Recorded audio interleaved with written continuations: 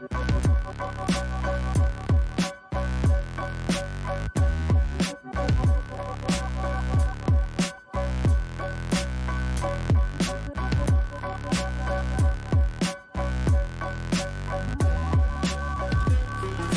is up, everybody? Welcome back to the City Life Project YouTube channel for yet another preview and predictions video, this time for UFC 294 in Abu Dhabi, the co-main and the main event thrown into shambles last week, but this whole card actually was thrown into shambles with how many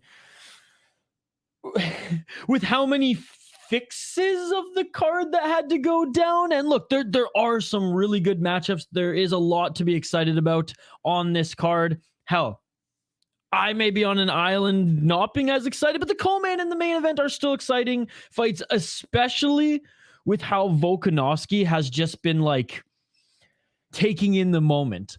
But there have been multiple cancellations on this card, or multiple...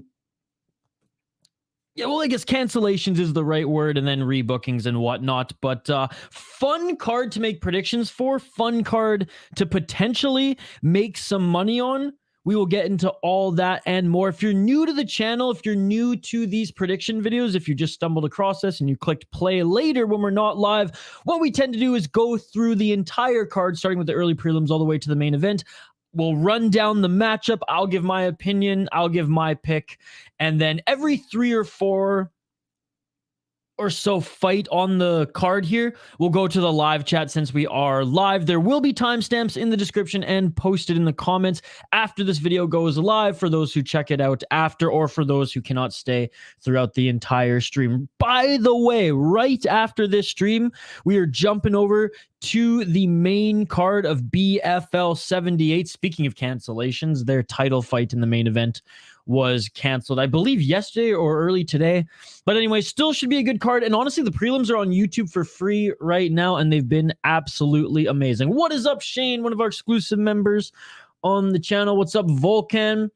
What is up, All Jazz, or All J's MMA? It's good to see you, buddy.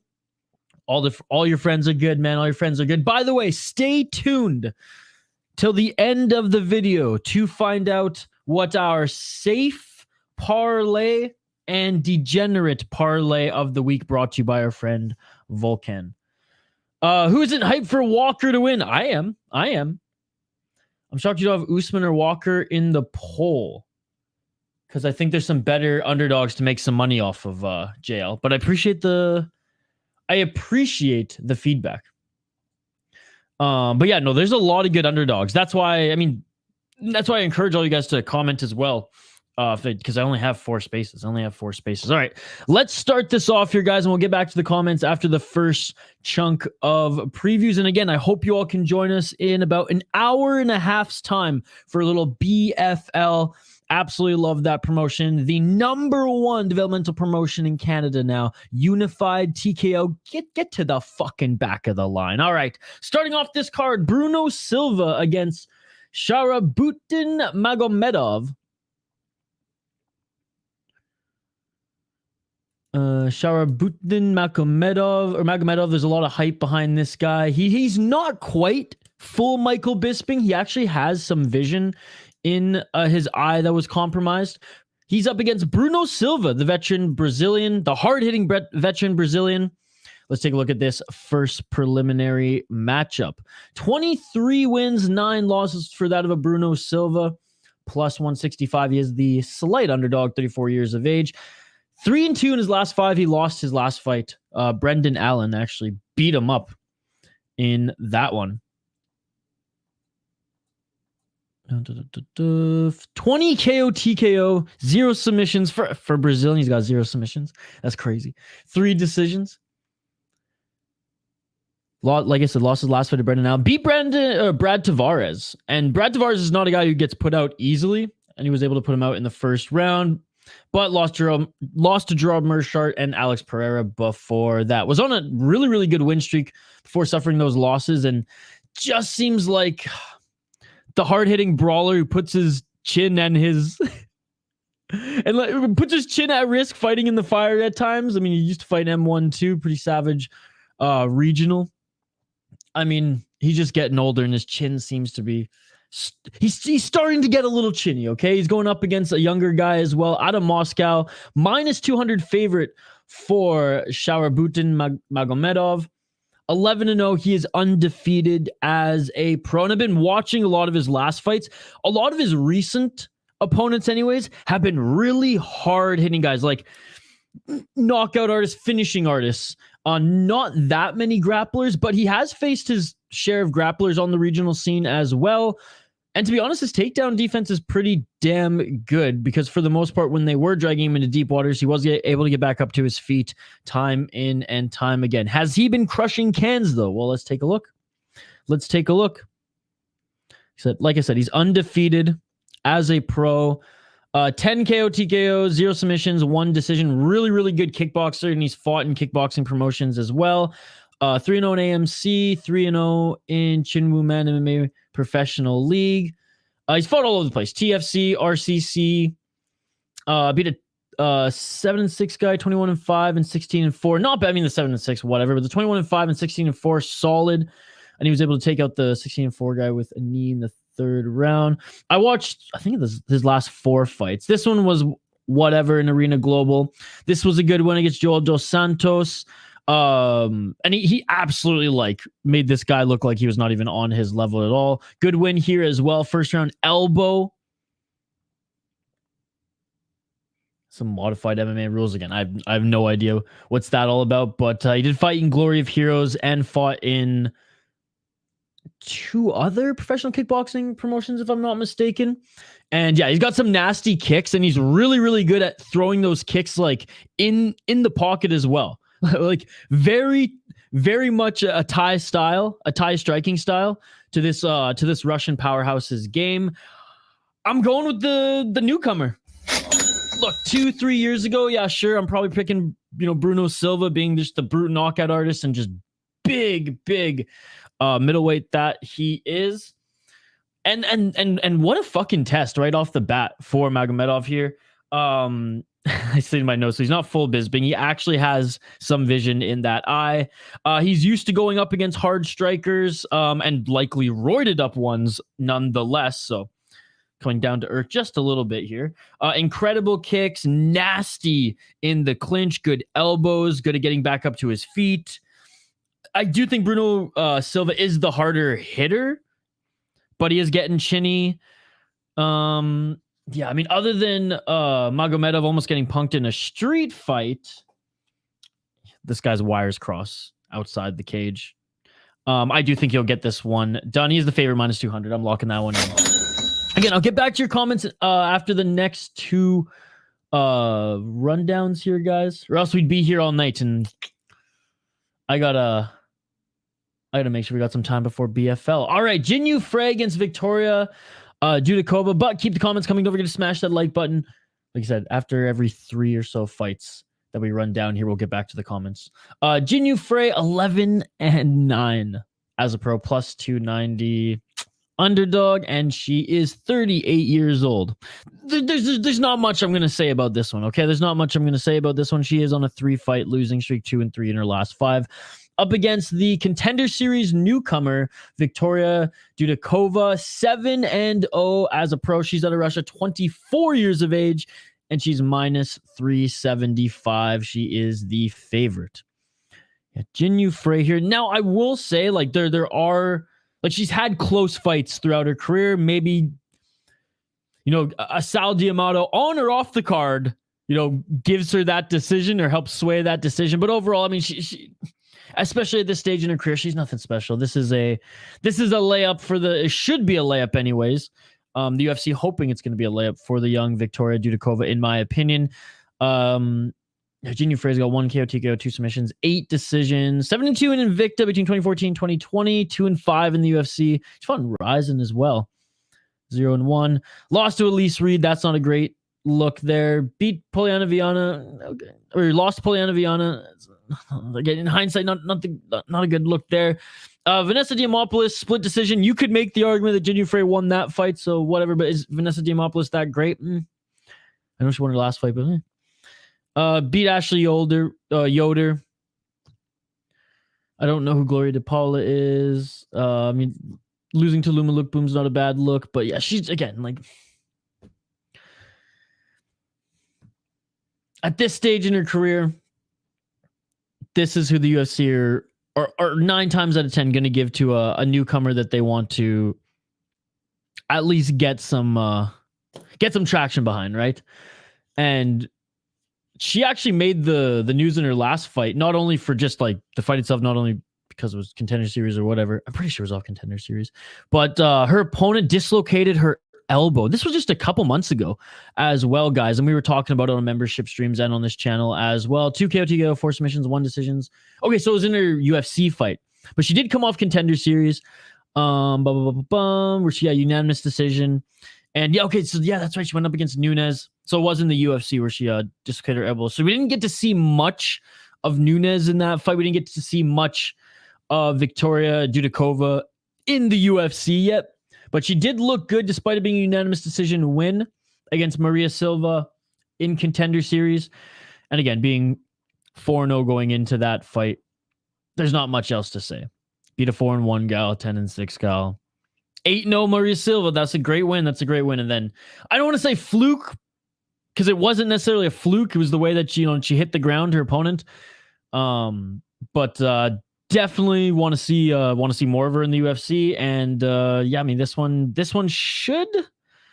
I mean, she should finish her. And if this goes to decision, Dudakova again should win this one. But women's MMA last week, I got absolutely cooked picking the favorites to win on the women's matchups.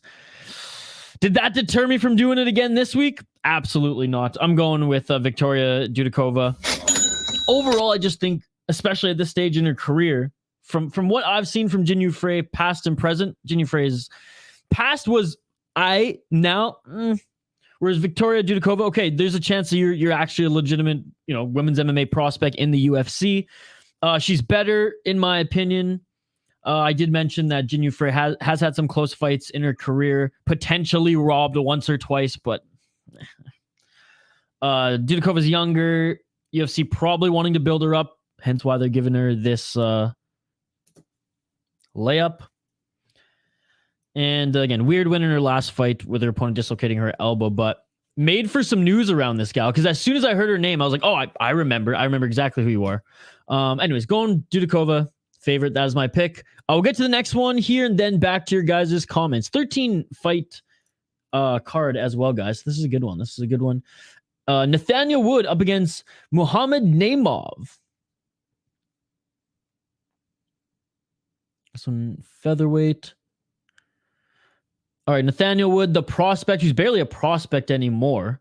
19, especially with his record and resume of 19 wins, 5 losses, 4-1 in his last 5 fights, and he's on a 3-fight win streak. He's 30 years of age, just entering his prime, and he is a decorated and technical striker. Very good boxer, and he's translated that style to mixed martial arts eloquently, in my opinion, especially how he uses his high guard. Leaves his body open for shots every now and then, but I don't think he's been dropped with the body shots in the UFC yet. 7 KO, TKO, 6 submissions, 6 decisions. Very well-rounded. Has really good jiu-jitsu as well. 7-2 in the UFC, 1-0 in Bellator. A lot of people say that Andre Fili beat him in that one. I disagree. Andre Fili put up a really good fight, and it was an awesome fight. It was a good back-and-forth fight until it wasn't, right? And if we're going 10-point must, it was a clear win for Nathaniel Wood. Now, if we're going pride and or one rules or one championship scoring, we might have an argument, but again, was Nathaniel Wood not on, did he not finish that fight stronger? If I recall correctly, he did. Anyways, good fight against Andre Fili regardless.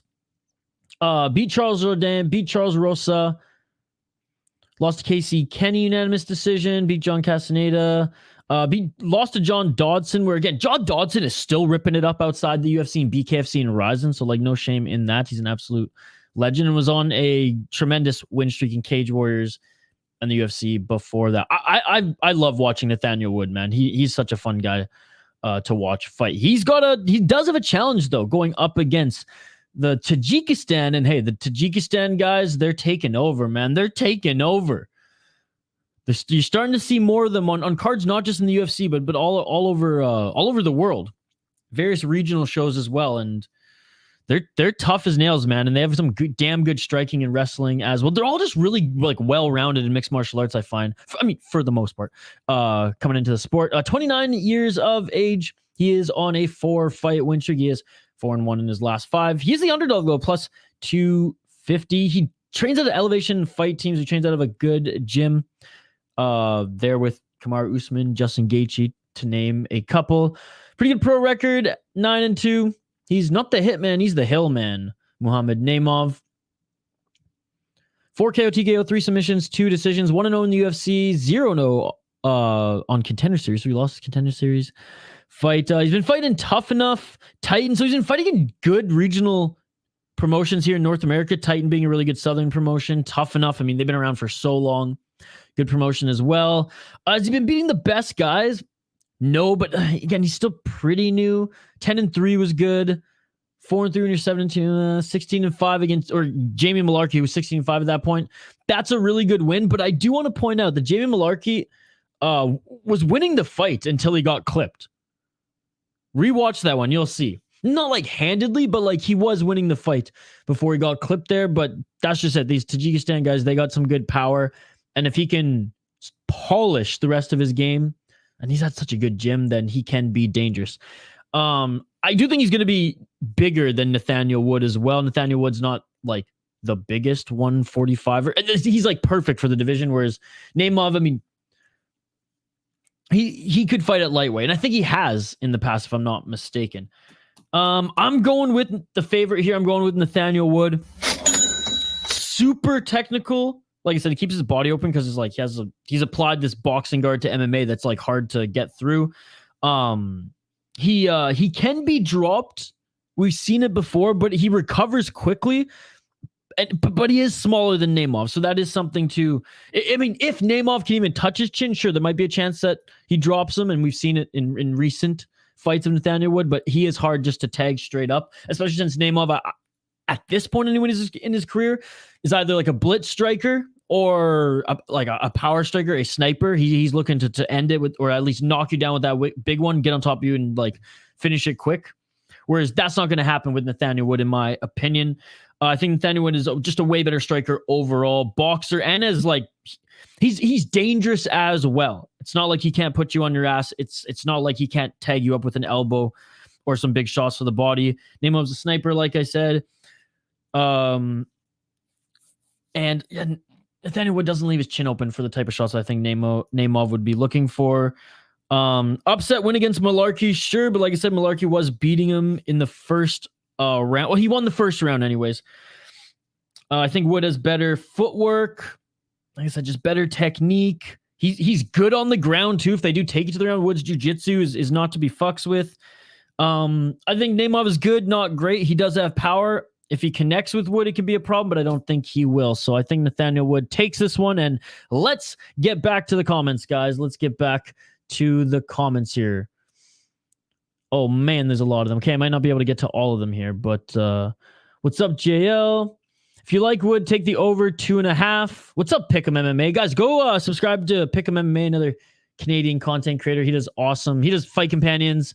And a lot more betting advice. Well, I don't even give betting advice. I just give my picks and hang out with you guys every Thursday now. What's up, MMA Post Daily? I'm going with Wood. Opponent, he's explosive, fast, and decent defensive wrestling. Wood struggled with Philly. He got knocked down multiple times, so I have to go with the dog. See, I don't think he struggled with Philly. I would not word it that way at all. That one was just an awesome fucking fight between two UFC roster guys who are, right where they're supposed to be at in the rankings, and Wood got 2 rounds up on him. But no, Wood did get dropped a couple times. You're right. The Degen parlay might include Naimov. It might. Malarkey is so chinny. I know. Jail saying, I'm nervous about placing my first bet. I'll keep it safe, though. The final 4 fights, I'll do most likely a parlay so I can maximize the profit. I got Naimov in the long shot. Dalt saying Naimov got this one. Also, I think I picked wrong. Vic Henry might be the better underdog. Henry is a very, very good underdog. What's up, Dalt? Thank you so much for voting in the poll question. Appreciate you. I think it's a really good bet to go with Naimov. I think there's a lot better bets on the card. Again, I have no issues with Naimov. He's fine. Nathaniel Wood is levels above him, in my opinion, guys. I think Philly would beat Naimov too. Put it that way. Yeah, crazy. Dodson is still going and never finished. Dude, Dodson is... Justin Gaethje should not be allowed to have the BMF title. He should be forced to scratch the UFC brand off the back of it and hand fucking deliver it to John Dodson. John Dodson is the real baddest motherfucker. The guy is the BKFC champion while simultaneously competing in Ryzen, the fucking kicking in the face league. If that's not the baddest motherfucker, I don't know what is. I really don't. And he's almost 40 and he's never been knocked out yet. He's never been finished yet. I'm sorry, dude. John Dodson is the BMF, not Justin fucking Gaethje, man. Anyways, he's so good. I wouldn't say 2 times smaller, but I'd say Naimov could be a lightweight. I'd say one time smaller. I didn't have Wood in any parlay. Touchy Feely's a great nickname. It is indeed. I like Philly, but he's a very sometimes he's on, sometimes he's off. And I think we saw his ceiling with Nathaniel Wood there. What's up, the Red Reaper? It could be a sweaty decision if it goes to the judges. It is in Naimov's hometown. Tajikistan? They're not going to Tajikistan. I'm going with Wood's opponent. This looks fast, decent defensive wrestling. Which okay, I already read that one. What's up, Hockey from Home? Thank you so much for getting us more subs. Appreciate you. Naimov has my bet. He's a gamer. Yeah, Big Wood, but Naimov has a chance. Oh yeah, definitely has a chance. Definitely has a chance. Nathaniel Wood did beat Air Jordan. Did he not beat him twice? Sweet Hockey from Home. I can't wait to see them. I disagree. Flames are getting robbed by the judges. Wrong sport. I'm picking Victoria Dudakova because she's my namesake. There you go. Just pick him. I mean, I don't think so. You just like wrestlers. I'm going with Woods. Okay, I've read that 3 times now. MMA post day. Just so you know, buddy, how we do these. I don't read the chat throughout these type of streams or else I'd be here all night, right? We wouldn't even get to the prediction. So I do about 3 and then I get to them, buddy. So you don't have to spam it. I'll read it. Don't worry.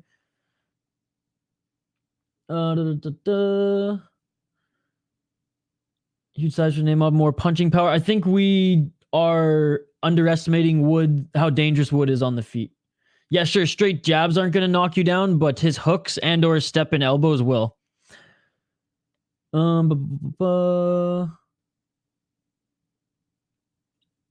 Vanessa Leggett has a split decision over all girls. Dudakova is a finisher, especially against someone who gasses like Frey.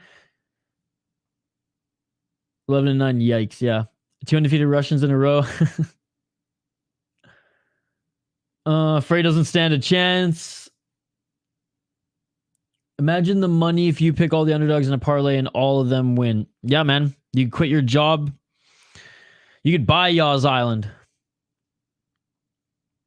I was thinking Dudakova decision, but I see a late sub. I don't ever bet on women's MMA. Ever. I will never do it. Never in my lifetime. I'm so glad I didn't do it last week as well.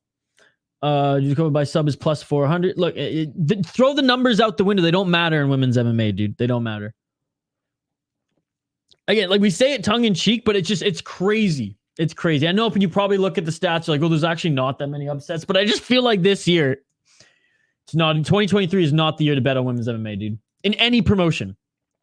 MMA Post Daily, by the way, makes content as well. Go support MMA Post Daily's YouTube channel as well, guys. This is a terrible card. $85. See, I don't think it's a terrible card. I mean, is it worth the pay-per-view price? No, with all the shuffling of the deck. But I do think there's going to be some really good highlights on this card. You got Jinh by a civilian, yeah, talking about Magomedov. Supposed to take on Derek Brunson. Why hating JL? That is the question. That I ask myself that every single day. Why is JL hating? What else we got in the comments here, guys? Well, he uses his kicks. JL, have you watched this guy fight? Actually, you don't even have that. You don't even have to answer. I know the answer. It's a no. He's very much like a Senchai. He can throw his kicks up, high kicks in the pocket. It's nuts. Now, is that going to work in the UFC? We shall see. But it up to this point, his kicks are what make him so dangerous. Silva's taking a lot of damage throughout his career.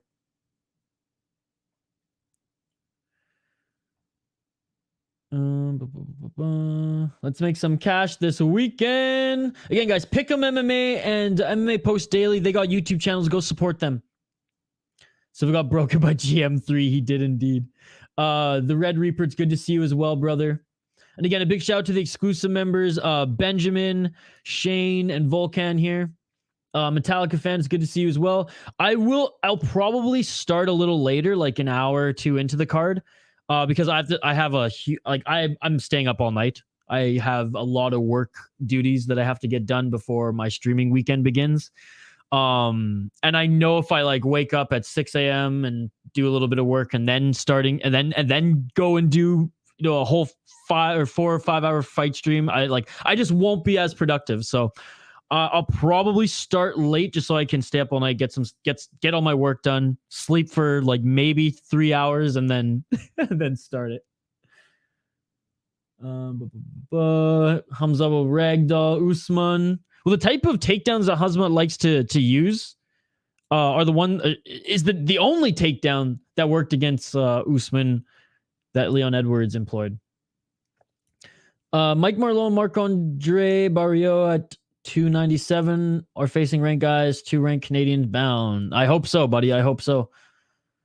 I saw that. Again, guys, thank you so much for the comments. I absolutely love it.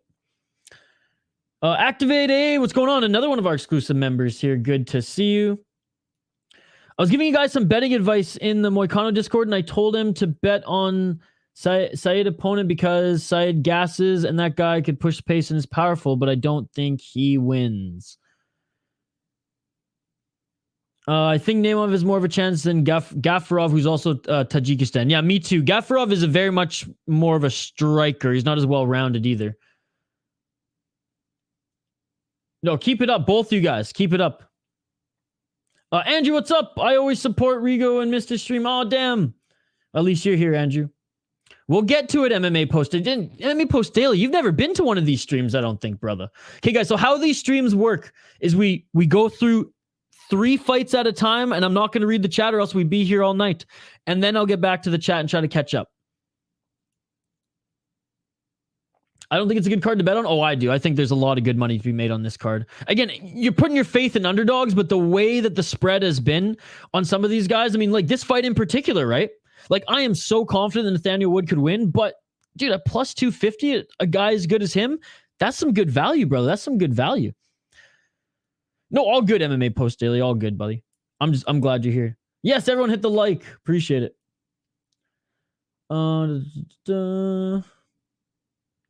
Last time in Abu Dhabi, Russians were 13-2. How many decisions last year again, though? Yes, Khamzat. Yeah, well, he's not fighting Cost anymore, so yeah, he's gonna win. Our Khamzat troll is back. What is a smart fighter? He got the takedown the third against Feely. He knows how to put a stamp on a close fight. Yes, he does. Yes, he does. I did 3 parlays. I just need one of them to hit. Sounds good, man. I'll definitely catch the stream. Love the Friday card to start training Muay Thai last week, and it's fucking blast. Such a beautiful striking art. Dude, that's awesome, man. That's awesome. Chilling with Isha in the chat, looking to make a last good parlay for the weekend. Let's go. Yes, guys, stick around for the safe and degenerate parlay. And I knew we'd be here all night if we read every single comment throughout. That's why I turned my attention away for a little bit, guys, because in 1 hour's time I have to leave, whether we're done or not, because we have BFL. So Keep the comments coming. If I miss some of them, actually, you know what? If I miss some of them, be like MMA Post Daily.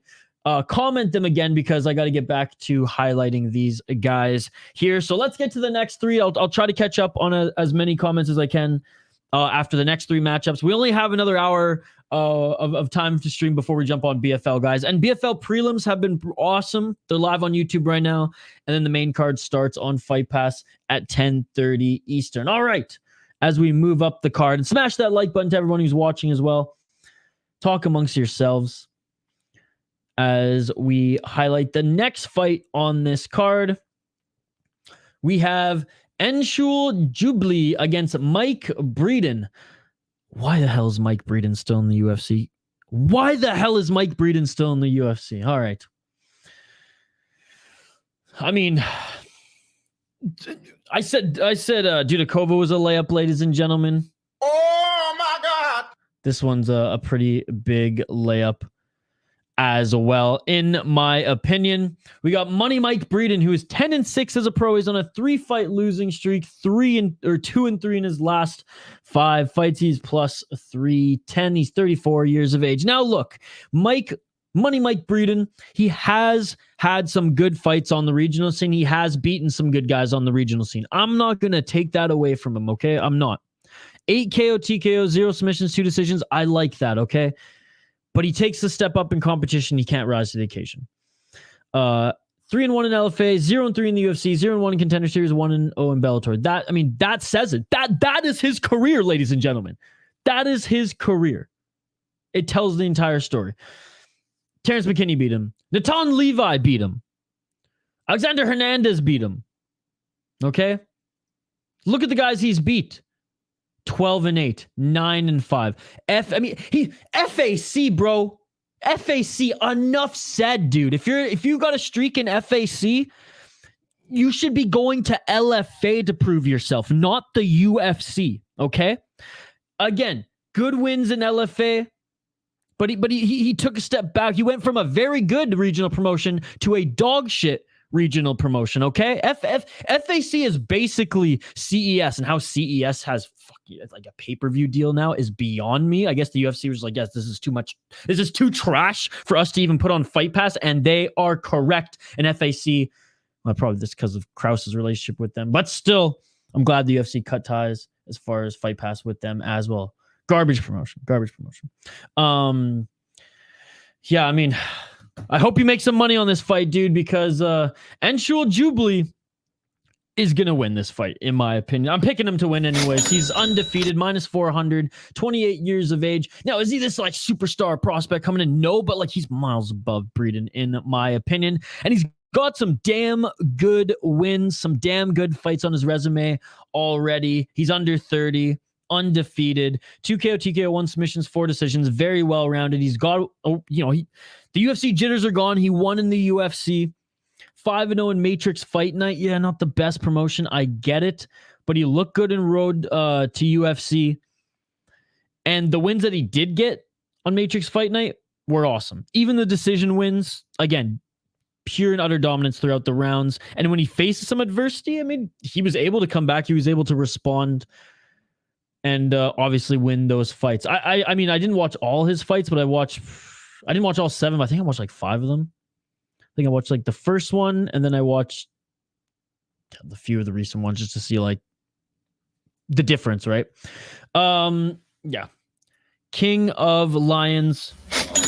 He's taking this one, minus 400. Moving up the card, let's take a look at Abu Azaitar against Sedriques Dumas. Now, I know Herbo's not here. He knows how much of a Dumas fan I am. So he knows how excited I am. He already knows who I'm going to pick for this one. Sedriques Dumas, the Reaper, 8-1. What a great record. His resume must be amazing. 8-1 as a pro, 28 years of age. He's the favorite at minus 170. If you would have told me that in 2023, Sedriques freaking Dumas would be a favorite on a UFC card, I would have said you're crazy. I would have said you were out of your freaking mind, to be perfectly honest. The Reaper, 8-1. Let's take a deep dive here. Oh, come on. Sorry about that, guys. Tapologies. They got a way around my ad block. I can't do anything about it. 4 KO, TKO, 2 submissions, 2 decisions. 1-1 in the UFC, 1-0 in Contender Series. Beat Cody Brundage. I mean, he's had better fights in sparring sessions. Let's be perfectly honest at his gym.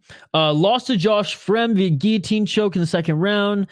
And before then was undefeated. Fought an Icon. He beat a 9-5 guy. Not bad. But like, look at the guys that he's taken out early, right? 5-8, 1-0. And I get it. He was still, my rule is until you have 5 professional fights, 4 or 5 professional fights, you're going to take the opponents that you're going to get.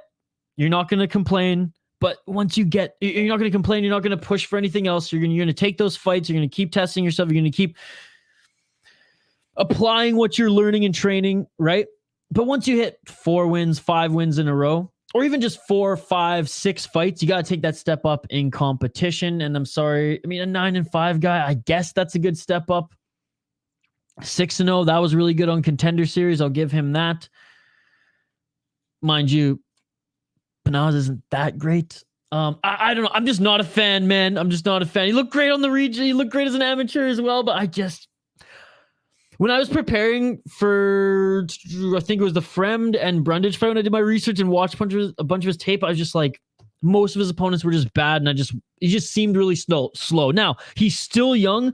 Maybe he's continuing to develop. Maybe he's becoming a way better fighter. Maybe I'm just still living in, my past research. I'm not impressed by your performance.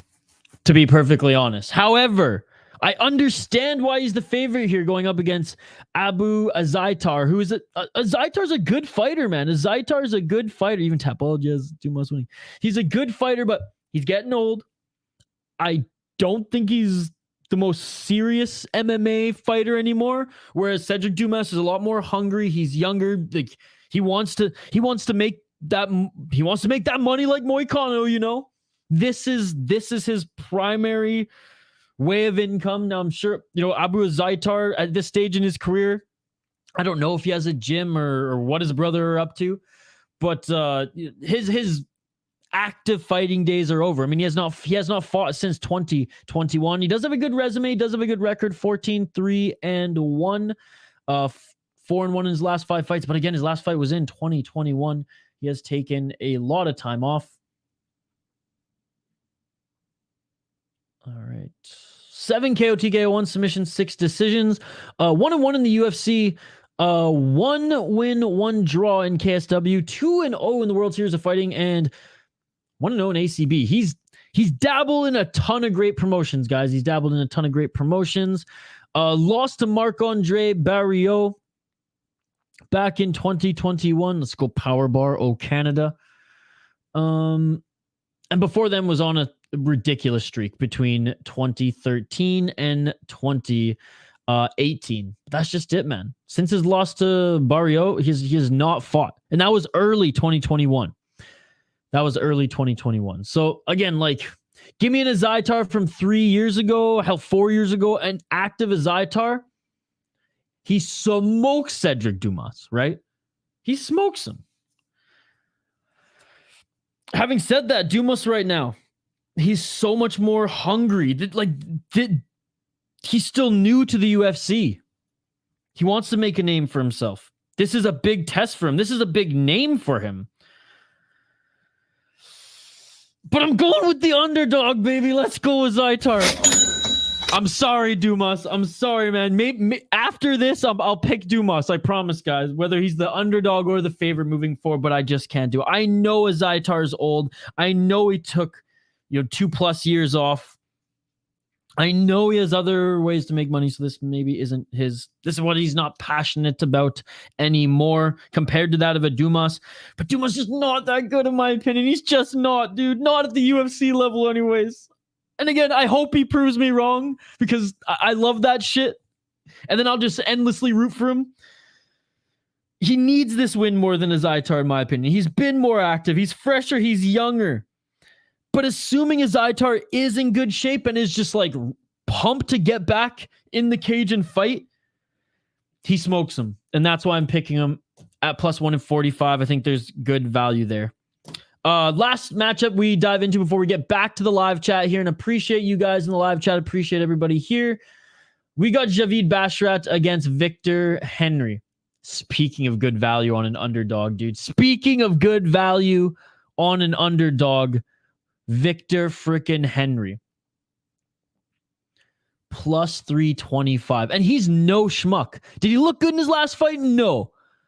But it's not like he's taken a huge decline at 36 years of age. It was a stinker. And we've seen guys, who are on the decline, like have a stinker bounce back, have a stinker bounce back. In the fights prior to that one, he's looked good. 3-2 in his last 5. That's not bad. That's not bad. And or in his last loss, anyways, he looked well against the Sun Sao, I should say. His last win, he looked pretty good against Tony Gravely, as he should have. But going up against a Basharat brother is no easy task, ladies and gentlemen. So Victor Henry, 23 wins, 6 losses. He's 36 years of age, man. He's been fighting for a while. 6 KO, TKO, 8 submissions, 9 decisions. 2-1 in the UFC, 2-0 in Ryzen. Split decision against Tony Gravely. I mean, you'd want to be more dominant in that one, so I take it back. Not the best performance. Probably honestly looked better in the Sun Sao fight now that I think about it, but lost to Sun Sao there. That's not bad. Beat Ronnie Barcelos. Beat Albert Morales. Now I know Albert Morales is, his record isn't good, but like watch that fight, man. He destroyed him. He's a tricky veteran. Lost a 9-2 guy. And like he's relatively new to the UFC, and he's been fighting on a ton of pretty good regionals. Now, I mean, Ryzen's obviously pretty good. He beat 11-2 guy there. You can get good fights in deep. I don't know much about this 24-13 guy at all. Beat a 5-0 guy, 6-1. Man, and he's basically fought in Japan more than anything, eh? Beat some decent. He beat all the good guys in Pancrase. No, he has a good resume, man. If you look at his wins, if you look at all his fights, some ups and downs for sure. Is he past his prime? I mean, yeah, or he's right in it right now. But he's no slouch. He's no joke, and this is I think Basharat's biggest test in the UFC, if not as a pro right now. The Extreme Couture Afghani fighting out of England and Las Vegas, the Snow Leopard. He's undefeated, 14-0, minus 425. He is the heavy favorite. Let's take a look at his resume here. 5 KO, TKO, 6 submissions, 3 decisions, extremely well-rounded, 3-0 in the UFC. Guys, we'll get back to your comments right after this. He got into the UFC off Contender Series, much like his brother did. Beat Matheus Mendoza. Now I went to a decision. I would have liked to see him finish Mendoza, but still, like, it was the right decision. We all knew he won that one. Was like insanely dominant? No, but a good performance nonetheless. He beat Tony Gravely and beat him in way better fashion than that of his opponent. And his fight on Contender Series was nasty. Trevin Jones, not that great of a fighter. He beat him as he should have. But no, this is his biggest test. This is his biggest test, guys. 100%. And it's these type of matchups, especially with how the betting odds are right now, that you can make some money on. Victor Henry could win this fight. He 100% could win this fight. This is a good underdog, not to like bet your house on by any means, but to sprinkle a little something on, because he could win a decision. He could employ some weird, funky veteran move on the ground in the grappling exchanges in the clinch. And in my opinion, they're both similar strikers. So it's either going to be a very technical in and out, or, either them employing some fancy, kind of weird, unorthodox stuff, or it's going to be a back and forth, just striking clinic, man. I don't see this one going to the ground. I think Victor Henry's good enough to defend any of the takedowns or grappling that Javid will put on him if Javid does get the worst in the striking. I think this one's going to stay on the feet. I think this one's going to be a fun one. And I'm going Javid Basharat. I am going with the favorite. Look, guys, it's a good underdog. It's a good underdog. He's no joke. Great step up in competition. Barcelos is a good win. He's a great underdog, but Javid, Basharat, both the Basharat brothers are great prospects. He's beaten technical fighters before. This guy's a similar striking style as him. I think this will be a fun fight. He's bigger, he's longer, he's younger, and I just think, I think this goes to decision, and I think Javid takes this one. All right, back to the comments we go. Javid will mix in takedowns. Yes, Javid line went from minus 400 to minus 600 in like a week. That's crazy, man. Henry hasn't finished. I'm sure Javid is very highly owned for parlays this week. I imagine so as well. I picked Javid in my parlay at minus 400. He looked really good against Ronnie, then gets beat by the over-the-hill Rafael. Can't trust him. Putting 100 on Volk. You're tagging my family. What's up, Son MMA? Great to see you too, buddy. My lock for the next UFC card is Andre Petrosyan. I do like Petrosyan. He's not as exciting as he was outside the UFC, but he is good. Henry via split decision is like plus 2,200. Honestly, like that's something I'd drop $5 on. You know what I mean? I think Javid wins decision by Henry via split. Marc-Andre broke Abu. Talking about the Azaitar. If this goes decision, Azaitar might get the decision. It's his hometown. Dumas, if he picks up the dominant win, will be my top 5 favorite middleweights. You really like bad middleweights, JL, don't you? He's taking his training serious. Dumas looking confident as IG, has him looking in great shape. Well, that's good. That's good. But again, from what I've seen, I'm in his past fights, he's just, and like JL, you could beat Cody Brundage, okay? Yeah, guys, hit that likes. Thank you very much. Oh, appreciate all you guys. Pick'em MMA again. I keep saying this if you're just joining us now. Go subscribe to Pick'em MMA's YouTube channel and MMA post daily as well. The last fight was the worst late stoppage ever. Ref trolled him, basically stopped it 4 seconds left in the third. Are you crazy in your head, man? Are you crazy? Are you intoxicated? He's got 5 minutes of cardio. If anyone has questions of Azaitar, go watch his last fight. Living in the past. Well, recent past. JL hasn't watched any of Dumas's fight outside the UFC. He's rich. That's why he barely fights. His bro got exposed already. That is true. His bro did. Cody Brundage versus GM3 Go. See, I think GM3 is still not a bad fighter. Is he a shadow of what he was at his peak? Yeah, he's older. He's got a lot of miles on him. Dude, Brundage is so bad. He's so bad, dude.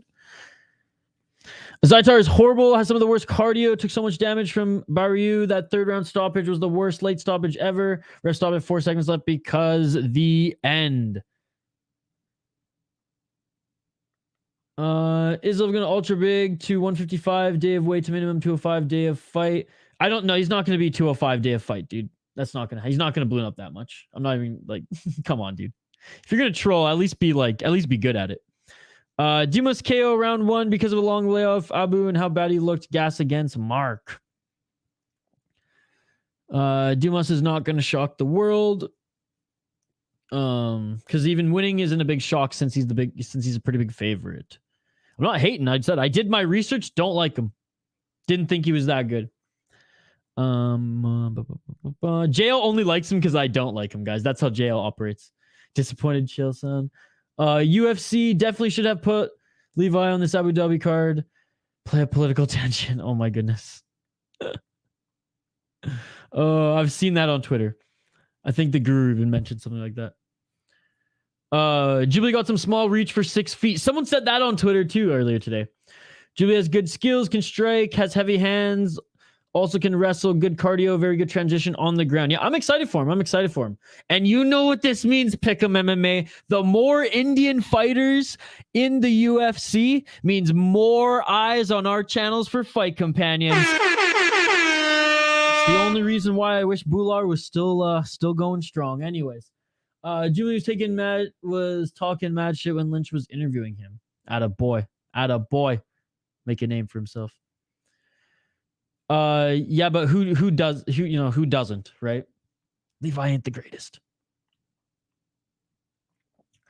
You got Jubli, second round, TKO, ground and pound. I just had to match ups. Jubli is a bit too hyped up. See, I don't think he's too hyped up. I haven't seen anything. I haven't seen anything to hype this guy up at all, personally.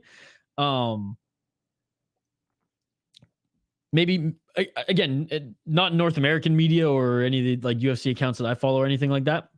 But I do know he's good. I know the hardcore is much like Activate A. Those who watch Road to UFC and things like that know who this guy is.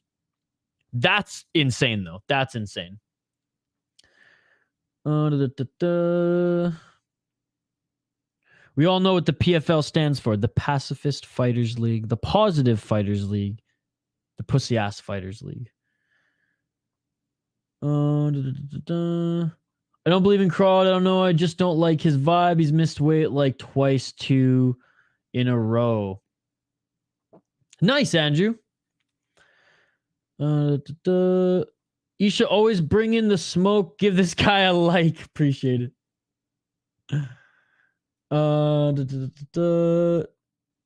This guy sounded like me gloating after a successful pick.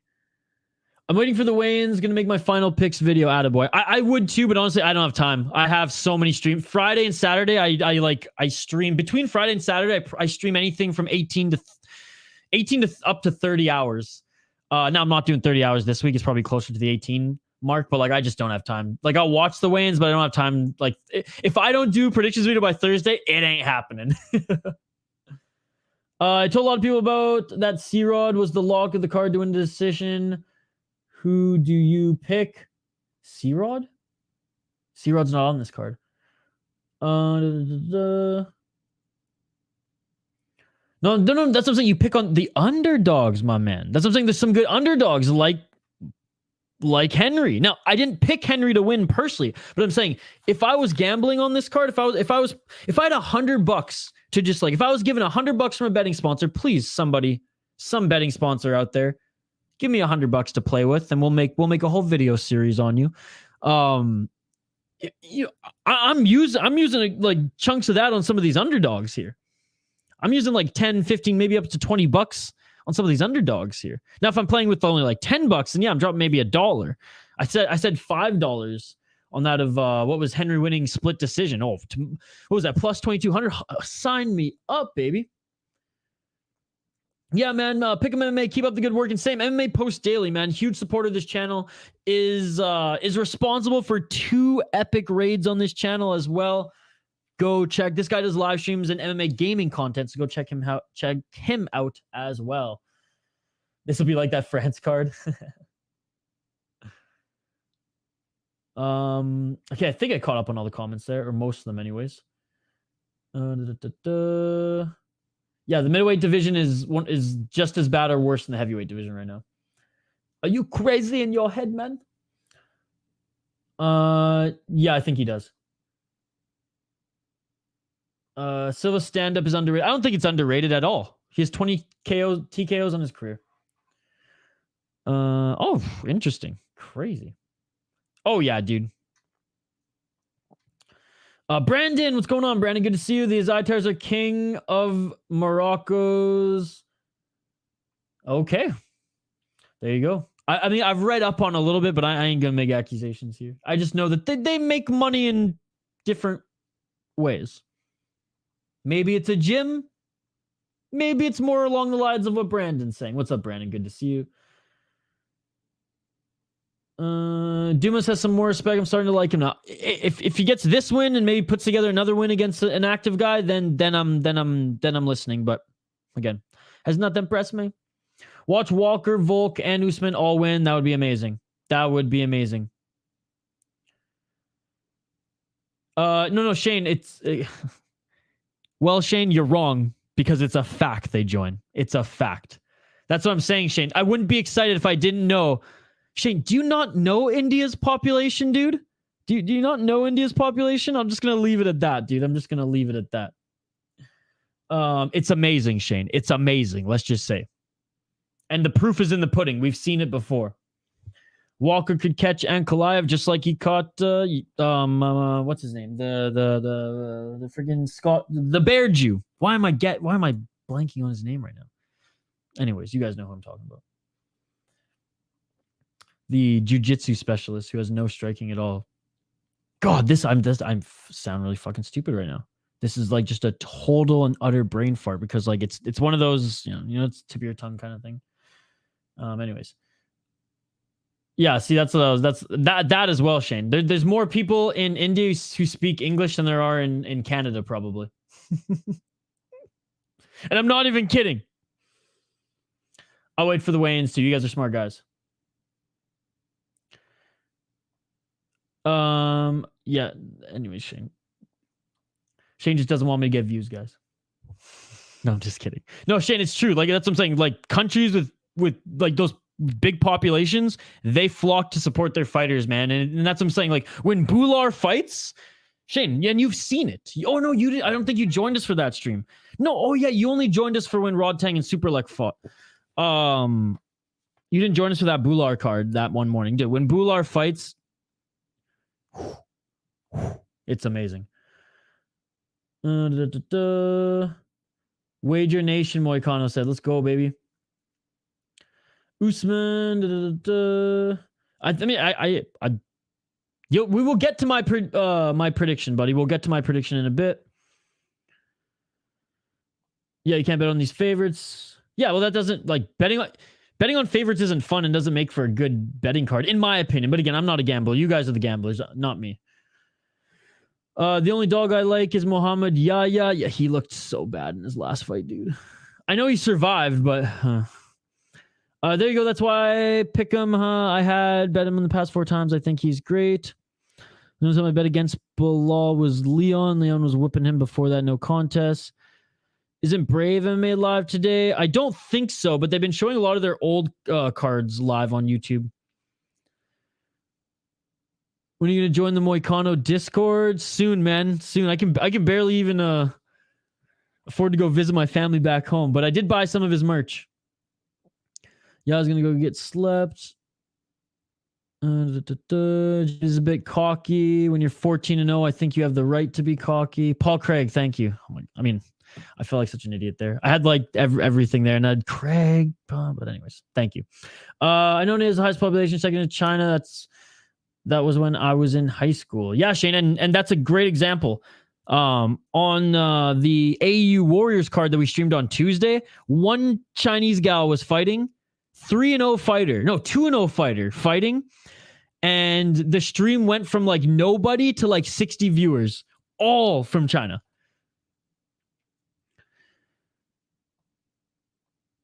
I don't want to say about Ankalaev is a quitter. He tapped. He has 1 loss, dude. You can't call someone a quitter for tapping once, in my opinion. I don't like how he utilizes his grappling once he's losing the fight. It's like, if you know a guy doesn't have a ground game, get it on. Peak fights are always 50-50 with his style, and that's what's fun about them. I hope Kevin Kroom gets absolutely slumped. The style of Yahya favors Peak if it gets chaotic, which every Peak fight does. See, I disagree. I think if it gets chaotic, it's Peak's fight 100%. Yahya needs a more normal fight. Collab doesn't like engage in the pocket either. Strict counter striker might have a questionable heart. Classic Javid decision. I pick Kama, worthy Peak previous opponent. Would whoop Yahya in my opinion. I don't think Peak is a good fighter. I'm just like a good, well-rounded MMA fighter, I should say. I think he's a good brawler, and I think he can. But he is a good counter grappler, or he has good takedown defense. Anyways, I should say. Victor does not deserve to be a plus 550 dog. Peak is my lock of the week. It's risky, but I locked him when he was plus 140. Nice. JL's only hype because I don't like Dumas. He actually has never seen Dumas fight, guys. Ankalaev is boring. Islam is too arrogant. I hope Volk gonna humble. Dude, how crazy would that be if Volk won? How crazy would that be? I'm rooting for Volk. Yeah, by Subby. Yeah, Ajay's with the GOAT profile picture there. Books open peak at plus 300. That's amazing. Wow. Keep the comments coming back. A lot of sharps are all over peak. Dumas is my boy right now. I love it. I love how JL's like, oh, I found someone Isha doesn't like. I'm picking him. I love it. JL hasn't watched a single one of his fights, but he supports him. Hey, that's admirable. Lock the week on peak is stressful. Not only that, but he could go down as one of the best UFC fighters of all time too. If he's not already there. Okay, guys, I'm going to turn my attention back to breaking down these fights here because in 20 minutes, I have to log off. I have to sign off and turn our attention to the BFL main card. So we're going to keep working our way up this card here. Keep the comments coming. I will get to them after we get through a chunk of these fights, okay? Speaking of, next, Muhammad Yahya against Trevor Peek. We've been talking about it in the live chat, so maybe I'll skip some of the comments on this when I go back to the live chat because we kind of already talked about it a little bit. But hey, keep talking amongst yourselves, guys. I love the community that we're building, and I love that during these live streams versus the Fight Companions ones, you guys kind of chat amongst yourselves more than like me reading everything back and forth with you guys. So absolutely love the community. Smash that like button. And again, if you're just joining us right now, we go through a chunk of the fights on the card. I give my prediction, my rundown, and then I go back to the live chat after a chunk of the breakdowns. For those who have to leave or just joining us and I can't stay for another 20 minutes or so, this will be up after the stream, and I'll add timestamps so you guys can skip any of the banter between. All right, Muhammad Yahya, 12-3 as a pro, and he actually has a very good resume. This one's a pick'em. This one's very even. Minus 105. He's out of the UAE, and he was the UAE Warriors champion, if I'm not mistaken. 5-0 in his last 5 fights, and again, a very good record. And honestly, his resume is pretty damn good as well. But kind of like Dumas, I've watched a chunk of his fights, and there's moments where I'm like, okay, yeah, like you are skilled, you are technical, you know how to do everything right. But at times he gets clipped. He gets clipped pretty much in every single fight. And there's some times where just makes stupid mistakes and or will just literally lay and pray. 7 KO, TKO, 2 submissions, 3 decisions. 1-1 in Bellator, 7-1 in UAE Warriors, 3-1 in Desert Force. His last fight was horrendous. It was a bad fight. Okay. And he got dropped in the first round too, and then just fought a very boring fight, clinching up against the cage, and again, very much that type. Beat a 7-4 guy, arm triangle choke, 7-2, 1-0, 5-2. Like his time in UAE Wars overall, like he crushed it. Okay, yeah, he fought an 8-6 guy. Yeah, I fought a 1-0 guy, but fought some other decent guys, and he, was taking that step up in competition at that times in UAE Warriors. Definitely served him some of that. Honestly, overall, I don't have any issues with his resume. His resume looks good. It's just he's very back and forth in a lot of his fights, even the ones that he wins, even the ones that he scores finishes in. But he gets clipped pretty, like saying in all of them is an exaggeration, but he gets clipped a lot. His chin ain't great. And it's not like he's the best grappler out there. He's fine. He's a better technical striker from what I've seen anyways. And you're not going to get technical with Trevor Peek in the first round. Trevor Peek is going to go at you, out pressure you, make this fight absolutely insane. The first round is going to be, it's going to be nuts. And if Trevor Peek lands on Yahya, it's over. You know what I mean? Now, if Yahya can withstand the first round, much like he's done in a lot of his last fights, Peek's going to gas. And then Yahya can maybe go to work finishing him end of the second round or third round, or if this somehow goes to a decision, maybe Yahya can squeeze it out. But Trevor Peek's an absolute menace, man. 8-1 as a pro. Got his first loss in his last fight. 4-1 in his last 5. He's out of Alabama. Oh, come on. 8 wins, 8 KO TKOs. I don't know why. Every time I look at it, I'm surprised, but I know that 1-1 in the UFC, 1-0 off Contender Series. Great win by Mariscal coming in on short notice, dragged it into deep waters. Obviously, it was a very sloppy fight, but it was a fun fight nonetheless. Destroyed Gonzalez in the first round. Destroyed Malik Lewis in the first round. Preliminary research before watching any of Muhammad Yahya's fights, I was like, Muhammad Yahya, easy. Watched his last few fights and was like, oh, actually, no. I'm rolling the dice on Trevor Peek here. And I think he gets it done in the first round. If he doesn't get it done in the first round, Yahya will win. So that's not my, something to fall on for me to be like, oh, I did say that in the live stream, although I'm probably going to say that if that's what happens. But it's the truth, right? And for the sake of this breakdown, for the sake of transparency, for the sake of me giving my honest opinions, that is just it. If this gets out of the first round, Yahya will probably win. If it ends in the first round, Peek's knocking him out. Yahya's so hit and miss in his career. Chin is nothing special. Cardio is good. And that's why I say if this gets in the second and third, his cardio is actually really good. His grappling is It's not like Trevor Peek's going to engage in any grappling unless it's some short shots in the clinch up against the cage. Trevor Peek has good takedown defense when he has energy. I think Trevor will win this one. I think, he's an absolute savage. He's going to force Yahya to get into a swinging match with him early. If it goes 2, if it goes 3, Yahya will likely find the finish in this late in the second or just win a decision. He's fought in good promotions.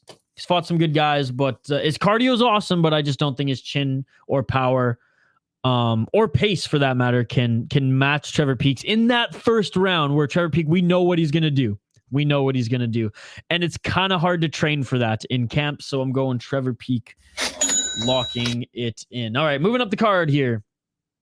And again, keep the comments coming, guys. We'll get back to them in just a little bit. Tim Elliott against Mohammad Mokaev. I don't know if you guys have been seeing Tim Elliott's been tweeting all his meals during this his weight cut this week. It's like walnuts and salmon. Walnuts and a little piece of steak. A couple eggs and some coffee. It looks miserable. But he's still got enough energy to go against some Twitter wars with some people commenting on his on his stuff. So never change, Tim Elliott. Never change. 19-12-1 for Tim Elliott going up against the prospect, still only 23 years old, Muhammad Mokaev, the undefeated Muhammad Mokaev. And honestly, Tim Elliott might be his biggest test. Let's be honest. I like the cat that Muhammad Mokaev fought in his last fight. The guy who fucking almost ripped his knee apart. But Tim Elliott is his biggest test, okay?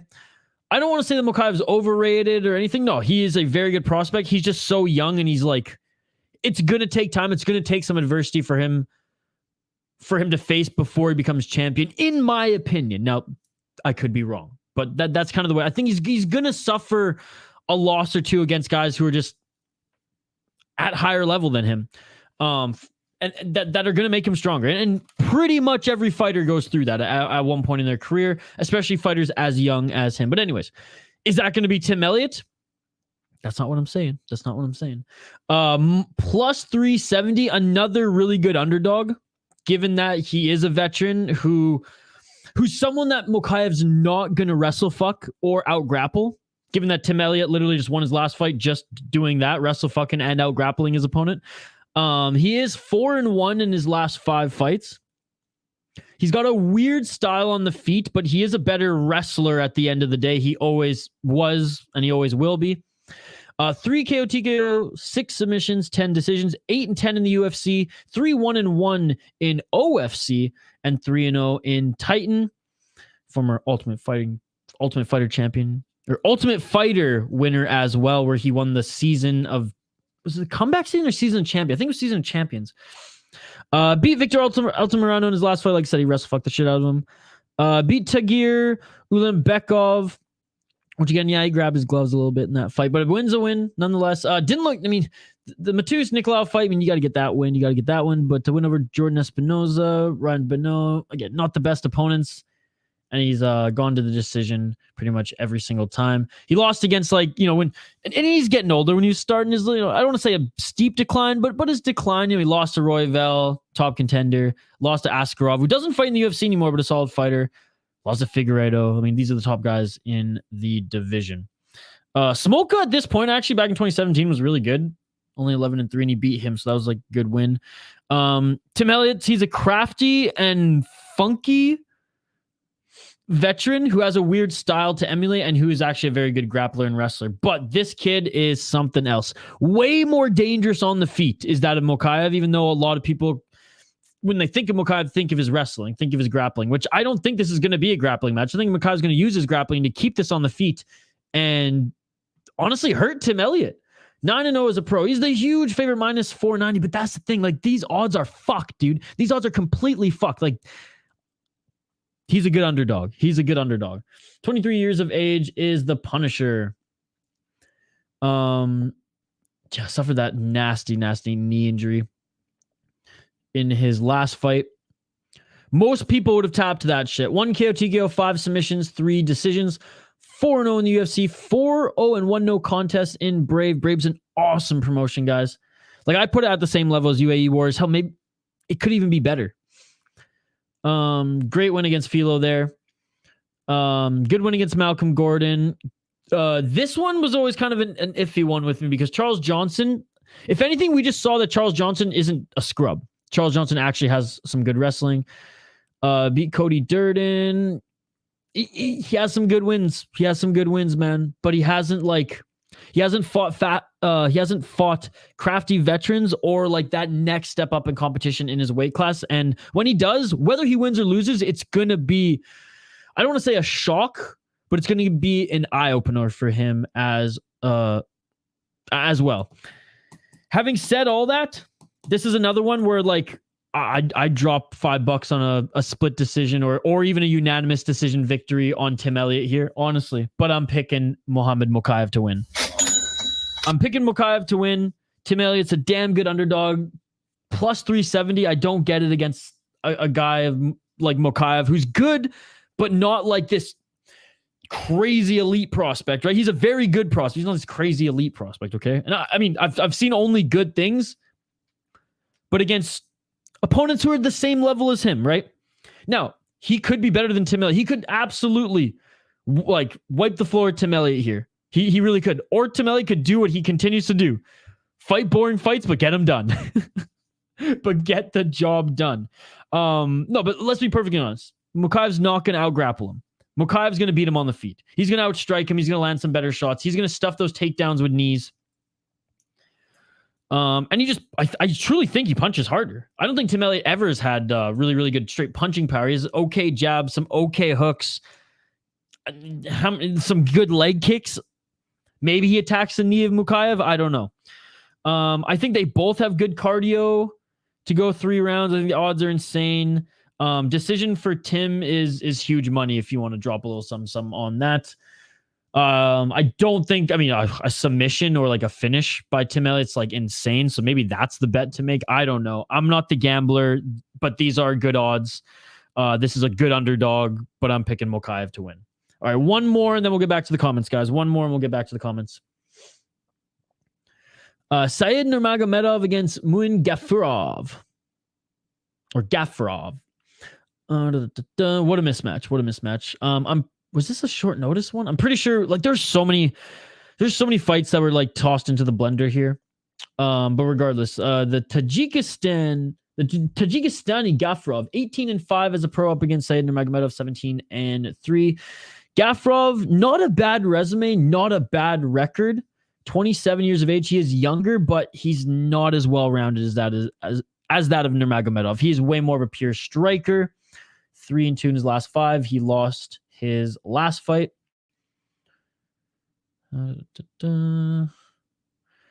KO, TKOs, 7 submissions, 1 decision. 3-1, 2-0 in LFA, 0-1 in UFC, 1-0 in ACB. He lost to John Castaneda, man. You can't lose to John Castaneda, even in your UFC debut. Looked good in LFA. He's actually beaten some really good opponents on the regional scene. He really has. Like, he's not a bad fighter at all. this just isn't a good matchup for him. And I do think Said Nurmagomedov is just levels above him. Said Nurmagomedov 17-3. Do I think he's like one of the better Nurmagomedovs out there right now? No, I don't. I think he's human. I think he's beatable. He is damn good though, and he's better than Gafurov. 17-3. He is 4-1 in his last 5 fights. 31 years of age. 205. He is the favorite. Come on.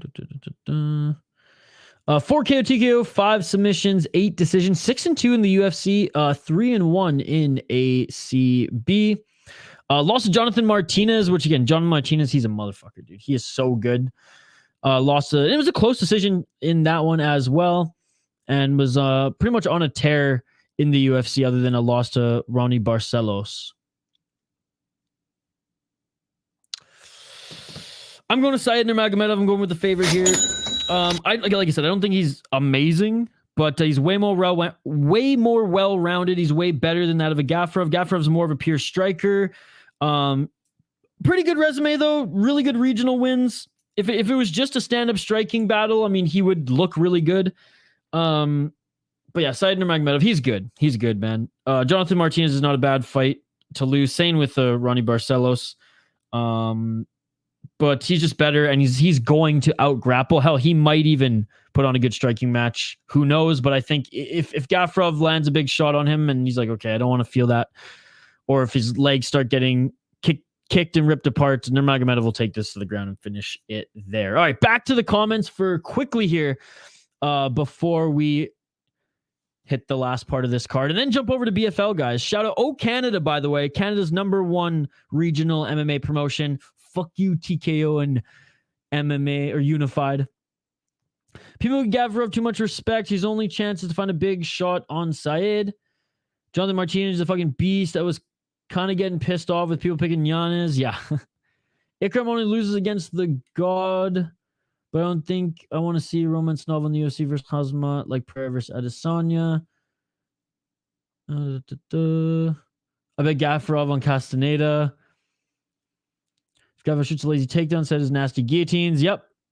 Said subs him when Mun tries to shoot for a single, exactly like Cody Stamen. Castaneda survived the pace of Gafurov. Said will probably go to a decision or get a second round TKO or sub, in my opinion. Honestly, Tim Elliott's the best underdog on the card. Elliott was eating head kicks from Victor, like Mokaev by sub. Elliott's going to shoot maybe a guillotine. I agree, but I like a split decision. It's like plus 2,000, I think. See, that's what I'm dropping like my $5 on. My $5 Canadian, by the way, which is only worth like $2 here in the States. It's a joke. Yes, she is. Yes, she is. I think that they're assholes. It was a pretty heated it's a pretty heated press conference. There was a lot. There was a passionate crowd. We'll say that. Tim Elliott gets robbed, even if you. I mean, Tim Elliott's like the one guy though who doesn't get robbed. If anything, like Tim Elliott's, he's robbed the bank a few times. And I don't say that lightly. Flames cleaned up the Sabres. Job Frem's on debut. Bit of a tough cop on him. Some slack. Dumas is young, hungry, and has a lot of time to improve. Tim is defensively good with wrestling, but submission defense isn't the best. At 23, will show wrinkles in his game. Dumas only works to lose my money in his terrible debut. I think Mokaev rolls throw him. Nice. Just a McGolden, Andrew. Tim Elliott, give me a weird feeling he will out-scrap Mokaev, but he's undefeated for a reason. I mean, if it's a scrap, I'd like to see a scrap, because Tim Elliott, he has a weird striking style. I do think Mokaev will beat him in the striking, though. How dare you badmouth Gato when I was talking about Dobson? I think Dobson's more of the baddest motherfucker. Elliott split decision has some value, but I took Mokaev sub plus 225.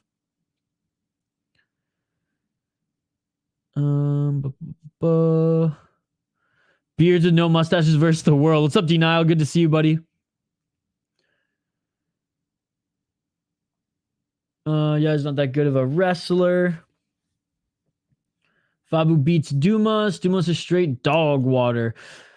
He's not that good of a... I mean, maybe not, but from the tape that I watched, like, he was able to out-grapple his opponents. He's not a fish out of water on the ground.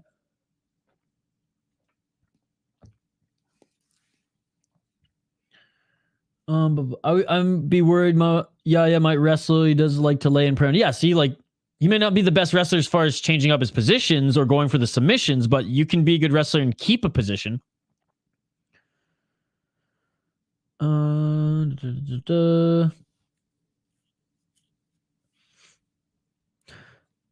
Yeah, a lot of people are hyping him up for sure. I watch he's a fun fighter to watch, though. I like guys who look like they're from Thailand, but who aren't. And he looks like a Thai fighter. A plus 280, that's definitely worth taking. Peak is a sloppy brawler, 100%. Andrew's going for Peak. If you want a juicier parlay, I like Dumas moneyline plus Syed moneyline over 2.5 and Javid over 1.5 Wood. That's good. I like that. 7-0 UAE Warriors is legit, but I think Peak is going to smoke him. Again, if it goes into the second and third, it's over for Peak. But if it's first round, you know, if it ends in the first round, it's going to be Peak walking away. Andrew, what do you mean what's happening here? I'm giving my predictions, buddy. What's up, Vasco? Good to see you. Oh, hardly a legend, but I appreciate the kind words. Islam's face at the end of round 5. Dude, Islam already looks like he's like dying from his weight cut, and that was at the press conference. Usman Volk parlay seems really worth the risk. Won't be surprised if they both win. See, Usman, no, for me, I'm not touching that one if I'm a betting guy. It would be Walker and Volk for me if I'm a betting guy. Islam really sits at a presser acting like Volk didn't batter his face in that last fight and have him holding on for dear life by the end. I have a safe and degenerate parlay that we'll get to here in a sec, guys. But I got to get back to these predictions here. Sorry if I missed your comments, guys, because I literally have to get to BFL main card in 15 minutes. So we're going to fire through these last 3. If I miss any of your comments, comment them again. And I might have a segment to do comments at the end here. If I miss your comments, just jump over to the BFL stream and we'll continue to talk about this card throughout the BFL main event as well. Oh, Canada, BFL in Vancouver. Let's go. Final 4 fights. Yeah, we got to get through 4 of them here, guys, quickly. So bear with me as we're going to fire through these. We have 15 minutes to do so. I saw the group that was in the chat today. You guys are so passionate about your picks. I knew we were going to go over an hour. So bear with me. Sorry if I don't hit the rest of your comments here. If I miss any of them at the end of the stream, just jump over to BFL and we'll continue the conversation there. All right, let's get to this. Ikram Aliskerov against Wale Alves. Now, this one was another fight put together on short notice. Imavov was supposed to fight Ikram Aliskerov. Hell, at one point, Paulo Costa was supposed to fight Ikram Aliskerov. But anyways, 14-1. So Wale Alves is taking this on short notice, guys. I mean, this seems like a pretty, I'll just say it right now. I'm picking Ikram Aliskerov to win this one. 14-1 as a pro. His only losses to Khamzat Chimaev. He's the huge favorite. I mean, he's fought in Brave. He's fought in some damn good promotions. He's beaten some very, very good guys. I don't know what else is there to say. Is he being overhyped? Maybe a little bit because he got an Ov in his name and his only losses to Chimaev, but he's a good fighter. I want to see him against an Imavov. I want to see him against that of Acosta. I want to see if at the UFC he can be the real deal James Neal. Wale Alves, very good veteran. 14-6 though right now. 2-3 in his last 5. Plus 320 underdog because he's taking this on short notice. I mean, again, he's a good veteran. He had his time. He's saving this matchup. 8-6, 4-0 in jungle fight. Lost to Dalby, lost to Jeremiah Wells, lost to Randy Brown, lost to James Krause. Yeah, I mean, Ikram Aliskerov is winning this one, guys. All right, locking it in. All right, let's move on to the next one here. Yeah, could be a first round TKO for sure. Magomed Ankalaev up against Johnny Walker. Good for Johnny Walker getting this, as the winner of this one likely gets the title shot, or will face the winner of that, of a Yuri Prohaska and Jamal Hill. Or Yuri Prohaska and why am I blanking now? Well, they'll get the title shot next. I've had brain farts all day today, guys. It's because I haven't eaten dinner yet. Blood sugar's going low, and I decided to have a McGolden instead for dinner. But regardless, this is a number one contenders fight here. Magomed Ankalaev. Poatan, that's right. Yuri Prohaska is going up against Poatan. I forgot that he moved up for a second. I forgot that he moved up and that he beat Jan Blachowicz. But yeah, so the winner of this fight will go up against the winner of Yuri Prohaska and Poatan. Johnny Walker, 21-7.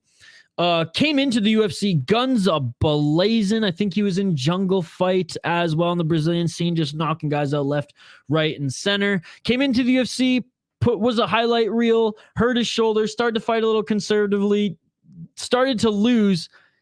Boy, has he put it together now that he is off the CBD and the THC, man. Oh my goodness. He's training at SBG Ireland. Looks like he's living in England now. I don't know. 31 years of age, and he's coming off a great win as well. Magomed Ankalaev, 18-1-1, draw in his last fight where he was fighting Jan for the the belt. What did it have interim status? I forget. Before the light heavyweight title. If you guys are unfamiliar with him, he's a big Dagestani. He's got damn good grappling. His striking is actually pretty dangerous as well, but his bread and butter, where he excels, is the wrestling.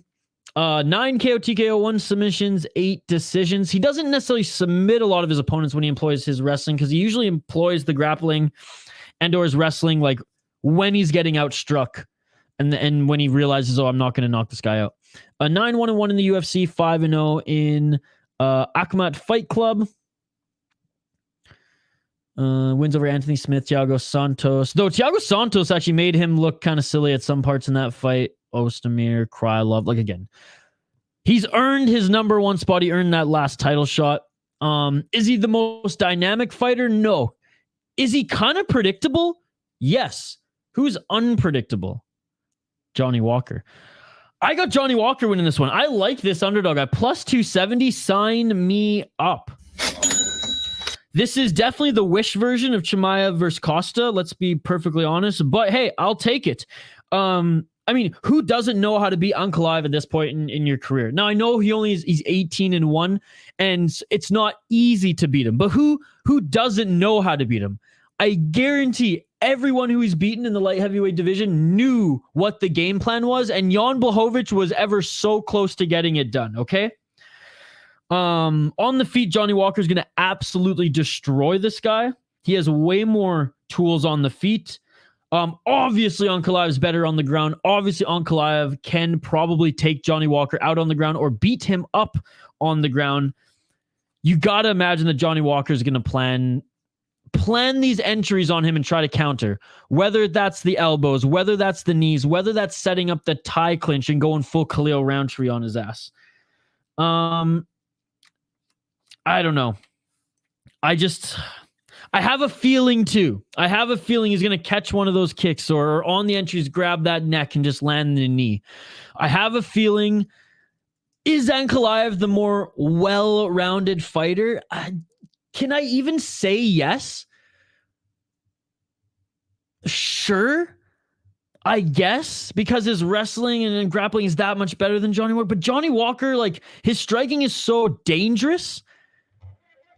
And I feel like a lot of stuff that were going on in his nutrition aspect and his training. I mean, the proof's in the pudding. Since he said he addressed a lot of that stuff, he's been winning. So I just have a feeling Walker's going to win here. Now, I could get totally burned on this, and Uncle I'd be like, yeah, nope, ain't striking with you, taking this to the ground, and this is going to be a 3-round slog fest. So boring, disgusting win, and I hope if Uncle Ive does get the win like that, that he still doesn't get a title shot, but I'm going with Johnny Walker. All right, co-main event of the evening. We'll fire through these ones because honestly, who gives a fuck, man? Honestly. I don't, and I might be on an island. But who gives a fuck, man? And it's just because, like, if Usman and Volkanovski win, sweet. Obviously, I'm going to be stoked and be like, this is awesome. We're watching an upset, whatever. But there's no hype. There's no hype. There's no hype for two guys coming in on short notice, having all the cards against them. There's no hype that for me. It's just like, yeah, okay. Khamzat should win, and I'm going to pick him to win. He should win.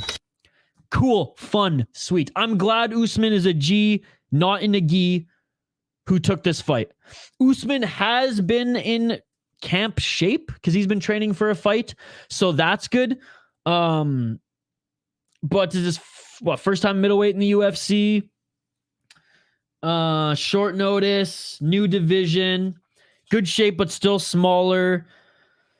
Khamzat's less depleted as he's up in probably the right weight division for him.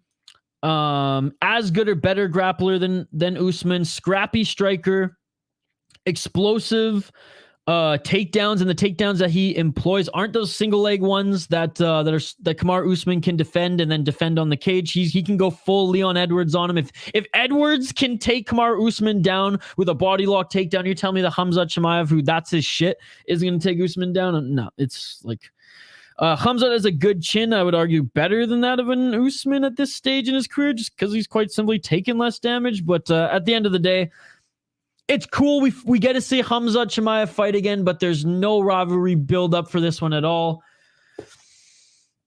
If Usman wins, obviously I'll be pumped, but I really, honestly, I'm way more hyped for the Johnny Walker fight than this one, to be perfectly honest. Khamzat Chimaev, that is my pick. All right, main event of the evening, and in similar fashion, leading up to at least the press conferences and stuff this week, I was the same thing. I was like, God damn it, Volk's going to get another loss on his career.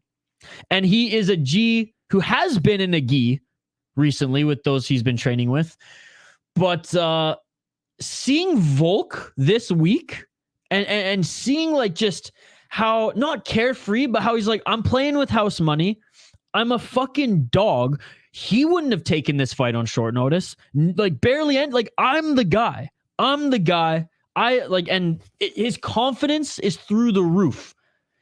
I honestly think he's more confident in this one than he was in his last one. When he had a full camp to prepare, he looks like he's in good shape. Doesn't look like, obviously, like the cut's depleting him at all. And Makhachev, the cut depletes him every single time. Look at his face in the press conference today. He already looked like death. Islam should win, just like I said, just like the Usman Khamzat one. Islam should win this one. The cards are in his favor. He's only the plus 185. Underdog is Volkanovski, though. I just want to point out minus 234 Islam Makhachev. There's just something different about Volk going in this week. It's that short notice buzz, man. It's that Michael Bisping buzz going in against Luke Rockhold, man. I swear it's similar. He's not much of a pompous dickhead that Bisping was and admitted to be at that time, but I digress. And Volk being open about his adjustments too. Like he hasn't said this, but he kind of like. He's not going to drag this out. He's going to go for it. He's going to blitz. He's going to try to overpressure Makhachev and catch him. Put a pace on him like he's never fought before. I am not confident with this pick at all, folks. And I honestly was not even going to do a prediction video because I gave too little of a fucks about this card earlier this week. But Volkanovski, you beautiful motherfucking dog, you're the underdog and you got the dog in you. You swayed me, buddy. You swayed me. I'm picking Volkanovski with one of the biggest upsets. Maybe not on the betting lines here, but if you are an MMA fan, you know this would be a crazy upset. And it would honestly solidify what I think we're all thinking. He is one of the best to have ever done it in the UFC, in the Ultimate Fighting Championship. Now, obviously, his elbow is a concern. He just had surgery, a few weeks ago? Or a little bit more than a few weeks ago, but still just got back to full training a few weeks ago is what I should say. I think 4 or 5 weeks ago. He's fought injured before, and there's just something special about this guy. Not to say there isn't something special about Makhachev. We know how good he is, but yeah, that is my final pick. If you're rewatching this, let me know your picks by commenting on the video. We have like 3 minutes to take a few of you guys' comments. Before we do that, the safe pick of the week brought to you by our friend Volkan. Sorry I couldn't get to more of your comments here today, guys. You guys have just been that active. I've been trying. We employ this format on these live streams for these prediction videos every single week, and we always have enough time. We quite frankly in an hour and a half just don't for you guys here today. So I'm sorry I'm going to be missing a lot of your comments right now. I did miss some of your comments here today, guys, but we had to get the predictions out. Safe prediction this week. The parlay here. I'm getting flustered because I got 2 minutes till I have to jump on another stream here. The safe parlay of the week: Javid Basharat, Said Nurmagomedov. Come on. And Khamzat Chimaev. For the degenerate parlay, the moment you've all been waiting for, the moment you guys have all been waiting for this entire 1 hour and a half stream, the moment you've all been waiting for, clicking through this, the degenerate parlay of the week: Jinh Frey, Mike Breeden, and Warley motherfucking Alves. That is the degenerate parlay of the week. I literally have 1 minute to take a couple of your guys' comments. I honestly think Volk is going to learn more from this fight than Islam. Islam's a natural middleweight. He needs to fight against Hazma and get humbled for the Wolf. My fave dog is Volk. Honestly, take Volk, dude. I wouldn't even disagree at this point with how he's been playing out. That's why Islam only wants to fight in Abu Dhabi. Islam will take a short notice fight for 170 belt. Did he say that? Then add a boy. But could he make weight though? Could he make weight on short notice for a 170 belt? That is the question. Sorry I've missed, guys. I gotta hang up the gloves here. Go over to BFL if you want to keep getting your comments here. Why wasn't Johnny Walker in your DGen parlay? Because Johnny Walker's going to fucking win. And that would be a... Shane, you're slapping Johnny Walker in the face for just even bringing that up. I, unlike you, refuse to slap Johnny Walker in the face. That is my answer, Shane. Unlike Shane, I refuse to slap Johnny Walker in the face. That is why he's not in my degenerate parlay of the week. Dude, the streams continue, guys. No joke. Like, I have to go. We're hanging up the gloves. Smash that like button if you haven't already. Subscribe to the channel. Ring that bell for notifications. Guys, I'm throwing the link in the live chat right now.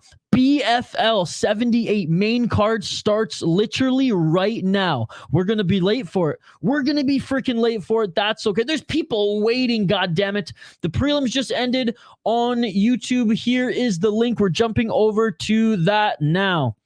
Shane, it's going to move tomorrow. Trust me. You want to slap Johnny Walker in the face? That's fine. I ain't doing it, buddy. I ain't doing it. See you all on the other side. Here's the link in the live chat.